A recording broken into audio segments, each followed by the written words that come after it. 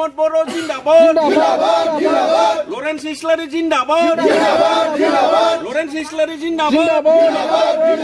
Amba Borgere Zindabad, Amba Borgere Zindabad, UPPL long live, এই Khampa sir আছে এইবিলাকো জিতাব কাৰণে আৰু 50-60 জন মানুহ ইপিপিএলত মানে কিবা কৰিছো আজি যোগদান কৰিছো আমাৰ বহুত ভালে লাগিছে ইমান দিন কিবা আছিল এতিয়া তাত মানে আমি একই মানে পোৱা নাছিল ফেসিলিটি আমাৰ মহিলা গ্ৰুপৰ কাৰণে একই নাই সুবিধা আৰু এই ৰাস্তা ঘাটৰ একই সুবিধা নাছিল আজি 50-60 জন মান হৈছে আৰু আছে বহুত মানুহ আছে আমি এতিয়া যোগদান এই কিবা আইছো আৰু আহিব আমি তাক বুজাই দিম ভাল কৰি গাঁৱত যাইখিনি নেবে ধনপুর আৰু ইস মালিগাঁव प्राइमारिनि सिङाव बिसमुरि खाथियाव आदिबासी आरो राभा गामि थांनाय एमपि इलेक्शनाव बिसोरो आंजोंनो खामानि मावदोंमोन दा बिसोरजों रायलायनानै गामि हलैनो मोनथाम गामिनि मानसिफ्रा दा इउपिपिएलआव जोगदान जाबाय जोबोद मोजां मोनदों दिनै 50 जननि बारा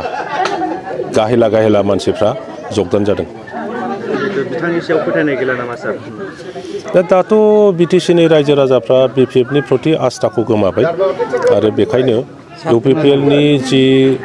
खामानि मावनो लानाय हाबाफारिफोर बेखौ मिन्थिनायनि उनावहाय नुनायनि उनावहाय दा दैदेनगिरिफोर गामिनि गाहेलाफोर समाजनि गाहेलाफोर आरो समाजनि गुबुन बायदिसिना फसंथानफोर गैया होमबा बे फसंथानफोरनि दैदेनगिरिफ्रा गासिबो इउपिपिएल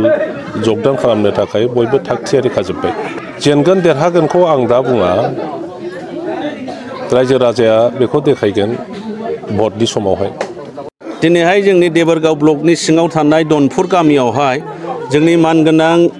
एमएलए लरेन्स इस्लारि सार आरो लोगोसे जोंनि बारग' डिपुटि चिफ खाम्फा बरगयारि सारनि नुजाथिनायाव आरो जोंबो लोगोसे नुजाथि फैनायाव दिनैहाय दनपुर गामियाव बिपिएफनि सापर्टारफ्रा मैखोमै गोबांथारै जोंनि इउपिपिएल दोलोआव जइन जाफैबाय आरो दिनैनिफ्रायनो बिथांमोनहा जोंनि जानानै खामानि मावसिगोन आरो बिथांमोनहा मोनसे थांखि लाबाय दिनै जोंनि इउपिपिएल दोलोआव थानानै गासैबो बिपिएफ सापर्टारफोरखौ जोंनि इउपिपिएल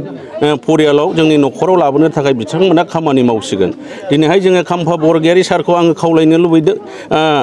बेबायदिनो धन्यबाद होनो लुबैदों खाम्फा बरगयारि सारखौ बिथाङाबो जोंजों लोगोसे थानानै खामानि मावसिगोन आरो दिनैहाय नोंथांमोननि मिडियानि गेजेरजों आं बुंनो लुबैदों जोंनि हाग्रामा महिलारि सारखौ बिथाङा अननानै देबरगावआव गेलेयैया मोजां जासिगोन नङाब्ला बिथाङा गावनि मान सन्माना गासिबो नस्थ' जासिगोन बिथाङा जाहाथे मोजां जायगा नागिरनानै बिथाङा गुबुन जायगायाव बिथाङा भट गेलेहैथोंसै नांगौ जायोबा जोंबो हेफाजाब हैगोन मानोना